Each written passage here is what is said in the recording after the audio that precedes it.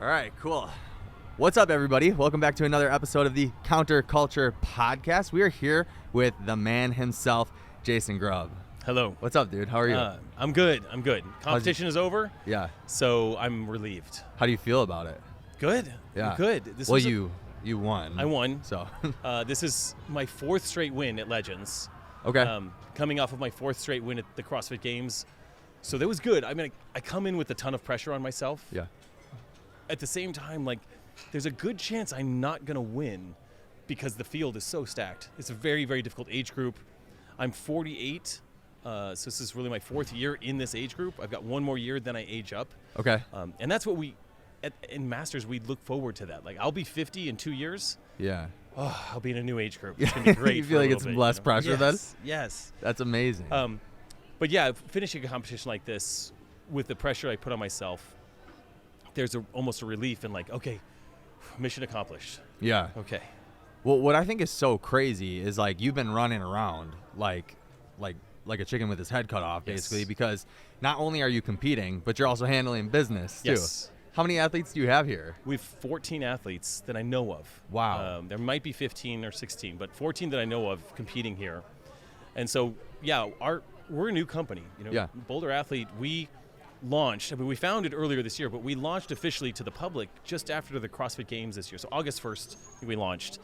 And so we want to raise awareness for Masters athletes. We want to spotlight them. And my wife and I used to be wedding photographers. That was our nice occupation years and years ago. And we're good at it. We're good at making good images. Sure. And so she is our resident media team. She's our media team. And so like every morning she would get up early and create a spreadsheet with when and where every athlete is going. Wow. So that she could make sure she's on time capturing them. Even if I was going, she would come shoot me and then go shoot our other athletes. Okay. And come get me, come get other athletes with 2 different floors. That happened a couple of times. Sweet. And again, just making sure that my athletes see me on that sideline, just there. That you care. That I care. Yeah. And I very much do care. And another example would be day 2. I didn't do great on my second event that day. It was rope climbs and some jump rope stuff. I'm normally really good at all this stuff, but I had a couple of mistakes. So I ended that workout in 8th place. It bumped me to 2nd place overall. And I was just mentally just a little frustrated with myself because I made mistakes. I'm feeling defeated a little bit. Yeah, a little defeated. Like, I got to work now on the next 2 days. Like, I got to fight, claw my way back to the top. But our 35-year-old female athlete, we stayed till the end of the night to watch her on that workout, and she won the entire event. And like, this is her first year competing in a large event. She just turned 35. She doesn't have any experience with any of this, and she won the event. And like, I went home so excited. It's as if I won the event. Yeah. And she did all the work. So there's an internal shift that I feel of like, I'm not just an athlete here. My internal shift is like, I'm here for my athletes. Yeah. And that's a cool experience. It's like a fulfilling experience. So fulfilling. Yeah. And to see them push themselves and to know that what we've been doing in training is paying off here. Yeah. It's fantastic because we are tested dramatically on the floor at Masters. They do a good job of giving us tremendous amounts of volume. We're all incredibly sore, but not injured, which is a special way of programming for huge Masters competitions. Yeah, I bet. Yeah, dude. So, hey, I got to tell you how we found you in the first place. We found your YouTube channel a while back. It was either YouTube or Instagram. I remember you posted something about your RV and you pull the squat rack out and you're doing bar muscle ups in the middle of an RV park. And I reposted your reel on my story, and I'm like, you guys don't have any excuses now, because I own a gym and I'm a trainer or whatever too. So I'm like, no one has any excuses. Look at this guy. He's 40. I think you were 46 or 47, whatever. Yeah. And I'm like, and he's the winner of the games. I'm like, so what's your excuse? I thought it was so freaking cool to see that you were able to put it all together, and you're on the road. You're not making excuses. There's no victim mindset there.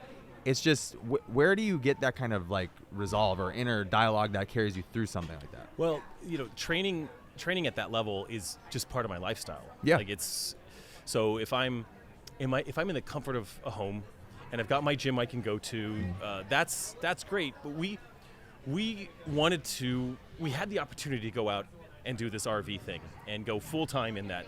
With that opportunity meant that we had to plan ahead and think like, I want to maintain my training. It's part of my life. I wake up, I train, I work, I train in the afternoon, I work some more. It's part of my rhythm. It's part of my lifestyle. There's no, I want to say there's no choice. Of course it's a choice, but I am an athlete, therefore I train. Or I am a games athlete. So it's almost like a mentality thing. I am who I am, and this is the behavior that follows. Right? Yeah.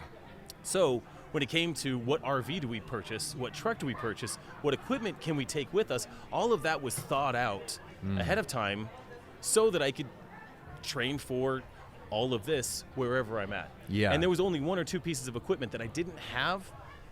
It was impossible to have a 15-foot rope in an RV, right? You would probably figure out how to make that happen. I could have figured it out, but it's got some danger. Or ring muscle-ups, or a GHD. This is just way too big.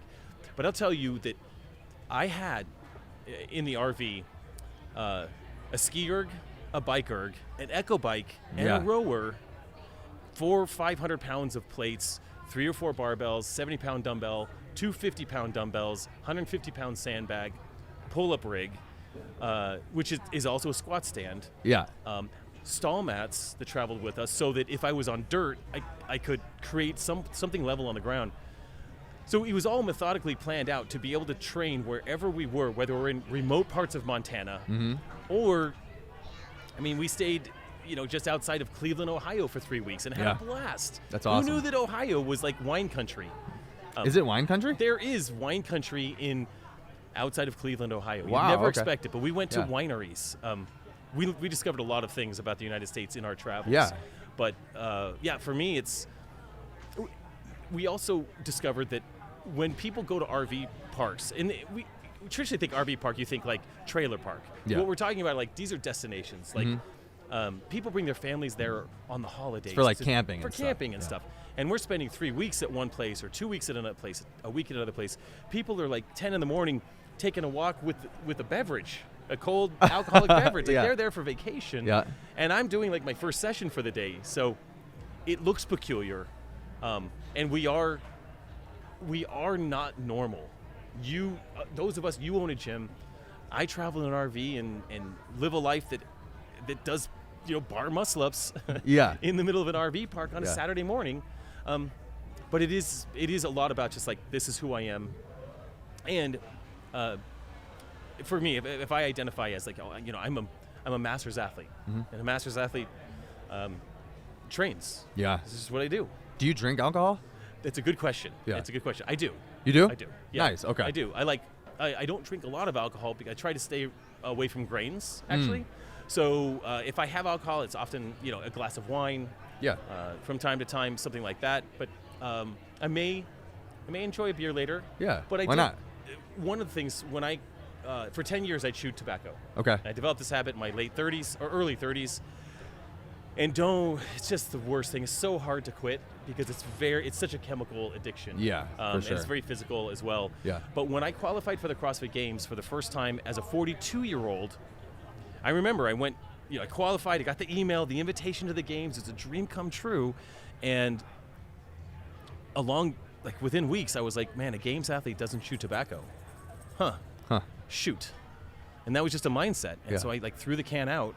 And it was a hard just couple cold of days. turkey? Cold turkey. Dang, It was really tough. I mean, I'll tell you, it was one of the hardest things to ever quit, and I would never go back because of how difficult it was to quit. Sure. But the mindset was, well, a games athlete doesn't drink tobacco. A games athlete doesn't stay up all night working or drinking. Yeah. I mean, a games athlete needs good sleep. A games athlete eats, for me, 3,000 calories a day. And I kind of think that way. A games athlete trains appropriately. A games athlete takes deload weeks when necessary. Right. And that's kind of the filter that I end up, having behaviors follow that. Yeah. So I have a couple of life questions too, right? We saw that. So you have 2 young kids and then 2 older kids. Yes. Okay. How's the math work on that? Yeah. Yeah. What's the story? Yeah. Give me the story. I got married super young. Yeah. I was like 20. I think I was 20 or 21 when I got married, the first time. So we'll preface it with that. Had 2 kids, amazing kids. Don't get married when you're 20. It's a very dangerous thing. Makes sense. So anyway, got divorced when I was 29 or 30, and actually played poker for a couple of years, but still, that's You a played whole different. I played poker for a couple of Professionally? years. Yeah. Stop. No Different way. story. Okay. We'll circle Yeah. back on that. But met a wonderful woman. Got married when I was 33 or 34. I don't know how old I was. Huh. I'm looking at her right now. She's over there. I don't know how old I was when I got married again. And then we had kids as well. But my wife, Gina, she has been part of my older kids' lives since they were like 5 and 8. So now my older kids are 25. My daughter's 25. She's pregnant. I'm going to be a grandpa in like 3 weeks. Wow. You're a And young grandpa. She's been married for 4 years. Despite all the advice, don't get married young. Yeah. She got married young. But she did wait 4 years to have kids, and he's a great dude. He's a great husband. They're good. Good. My son is 22, just got married this summer. Cool. And I have a 10 and 6-year-old that live and travel with us, obviously. That's amazing. They're crazy. Are they homeschooled? They are homeschooled. Even now after buying the house? Yes. Okay. When we went and entered the COVID era, we homeschooled them, and we realized like this is a really effective or efficient way of schooling. Yeah. And we could teach them. We can have adventures. We can explore, and it also gave us the freedom to do the RV life, and we ended up enjoying it. And even though we did just purchase a house, we're like 2 months into owning a house, still have the RV, but we have home base now. Homeschooling the kids. Like they can go out and jump on the trampoline for an hour and then come in and do school. Yeah, it's so nice. And then go out and play in the forest. Yeah. And we actually have to kick them out of the house often. Yeah. Like, get out. We have 3 acres. Go do Please something. go do things. Go cut down some trees. We don't even care. Right. We have hundreds and thousands of trees on our acreage. But yeah, it's a good life to be able to have that flexibility to do that. That's awesome. Yeah. So what did you do before Were you a corporate guy? You mentioned photography. Great question. I was a serial career changer in my 20s. Okay. There were just so many opportunities, and I didn't know where to go with any. Did you of go that. to college? I went to college. Went to college as a married dad. Jeez. But finished college, and then I got a master's degree in counseling psychology. Okay. And so I became a therapist, opened my own private practice. Wow. And loved building a therapy practice. Hated delivering therapy. Yeah. I didn't hate it. I just like if you want to be a good therapist, a good family therapist, you have to love what you do. Yeah. And I didn't love it. Okay. So after 4 or 5 years, I stopped. I just realized I'm not great at this. Yeah. And you have to love that. It's too important to not love what you do. And that's when I was divorced. I had a therapy practice, and I flew to Las Vegas to go play poker one weekend. Because I love poker. I love the game of poker. It was when poker was really hot. It was late 2007, 2008. Played poker for a weekend, and I did well. And I flew home, and I was like, well, let me try that again. So 2 weeks later, I flew out for a weekend because I had my kids half the week. The other half the week, I didn't have them, so I flew out. Like, I didn't drink out there. I didn't party. That's not my jam at all. Okay. I just went and played poker 14 hours a day for 3 days. Sure. And it was heaven on earth because I love the game of poker. And I did well. So What was it? Was it like the high of chasing something? Is it kind of like akin to the CrossFit? It's competition. Yeah. I mean, it's competition. And poker is not purely a luck game. Yeah. There's a lot of skill involved. There's a lot of psychology. There's a meta game, a large game and a small game happening at the same time. And so anyway, I wrote like a business plan on a napkin on flying out to Las Vegas every week and what I needed to make. And I did that for about 18 months. Wow. Every week, flew to Las Vegas, would come home, be with my kids for 4 days, fly to Las Vegas. Ended up with an apartment out there. I took my motorcycle out there, so I had transportation and lived this hybrid life. You were doing really good off of poker. I was doing really well Yeah. during a time when the world was flush with cash. Yeah. And then the financial crisis happened in 2008. Uh-huh. And I didn't understand what that meant at the time, but what that meant is that all disposable income disappeared. And as soon as I was playing only poker players, not tourists, I couldn't win at poker anymore. It was a little different? Yeah, it wasn't good enough. Yeah. So I went from I had a lockbox at the Bellagio where like I kept all my chips. From a full lockbox to an empty lockbox in 6 months. I couldn't win. Wow. Now, there's swings in poker, and you have to plan for that. But I was also, I'm not that good at poker. I've tried. Believe me, if I could just do that, that'd be great. Yeah. But, I moved on, started a wedding photography business, dead broke. And in our first year, we miraculously booked 10 weddings. That's awesome. And then our second year, like 25, third year, 35 weddings. And we became successful in wedding photography. Yeah. Just watching YouTube videos to figure out how to do it. That's It's amazing. crazy. Yeah, that's sweet. Well, if you have the information out there for free, It's all out there. yeah, take it. I think almost any career, except for obviously very special careers, Yeah. you could learn and self-teach so much. How to because do so much- anything. Even 10 years ago, you could learn how to shoot great photography. Yeah. And be a great wedding photographer because there's so much information online. So Yeah. That's amazing, Did that. dude. So I'm really curious, and I know we don't have that much time still, but I'm really curious about your business side Mm-hmm. to things, because my girlfriend and I refer to you as the businessman of CrossFit. That's how we always look at you and think Yeah. about you. But you do it in such a, it's not a salesy way. Like Yeah. it's genuine. You Yeah. really use the products. Yes. What are some of the products and that you genuinely do like to use, Yep. that you feel really help you? Yep. And how do you go about like selling them or you know, or all promoting that? them. Like Yeah, I do promoting have them. sponsorships, right? Yeah. So I've to preface this, I've been offered things to share or sponsorships with products I don't like. Yeah. And I didn't do it. Yeah. Like I've had samples come to me and I'm like, I don't like this. I can't promote it. Yeah. It's no good. So what I mean, the first rule is like I'm only going to promote products that I absolutely love. I love So that. you've seen in my videos like Element. Yep. It's just salt Yeah. to add to water. I'm on a subscription box, dude. I mean, it's Yeah, the best. It's the best. And I found that for pre-workout, like it is a performance-enhancing experience to use electrolytes, especially that much salt in a pre-workout. So that just becomes part of my lifestyle. In fact, when they call me every quarter, like, hey, Element would like to renew you for another 3 months, I'm like, heck yeah, and Yeah. I need more products. Yeah. Can you send me more? Because I Send it need more. over. Otherwise, I've got to buy it because I'm almost out. Yeah. So that's a product where I'm just as excited about the sponsorship because I use the product so much. Yeah. Same thing with, for example, Black Label supplements. Whey protein is a fairly commoditized thing. Mm-hmm. So is creatine, beta-alanine, and so with that company, I've chosen a company that is really backing Masters athletes. Awesome. They've gotten behind Masters athletes. They come to Masters competitions, and so I want to go with a company that is like, hey, they're taking a chance on a Masters athlete. Yeah. I'm going to promote the heck out of that because I'm going to use the product regardless. And I could talk about all the other companies I did reach out to, and just crickets when Yeah. they don't realize like the impact. If you promote something to Masters athletes buy things. I We've bet got it disposable crushes. income. Yeah, you're the ones with the money. Totally. Yeah. So like, I mean, there's a couple of sponsors I'd like to mention right now where I'm like, hey, I mean, I need an air runner. FYI. Hey, Assault Fittest, by the way. Yeah. I really need an air runner. Send for him my an air garage. runner. Yeah, Just take one of these ones over here. Alabama is way too hilly. Yeah. Okay, so I need air runner. But that's what it comes down to. It's like Yeah. choosing my partners who are investing in Masters as a demographic, and that I very much use in my life. Yeah. And so it makes it easy. Third Z is another example. Third Z is it's a recovery collagen, and I've always taken something to help my recovery.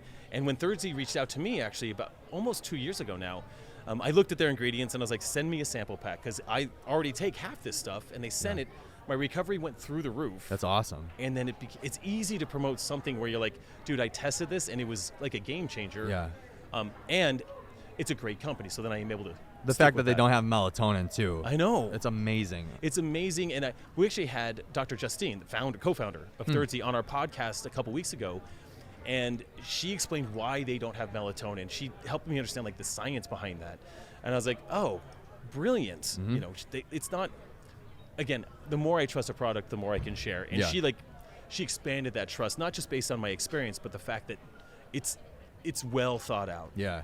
So yeah. Heck yeah, man. Well, hey, I appreciate your time so much, man. I Always. know you got to go support your athletes, and I can definitely jive with that. So Hey. thanks a lot. Hey, like, subscribe, be part of the channel. You got anything you want to plug? If you want to find me, just Google Jason Grubb.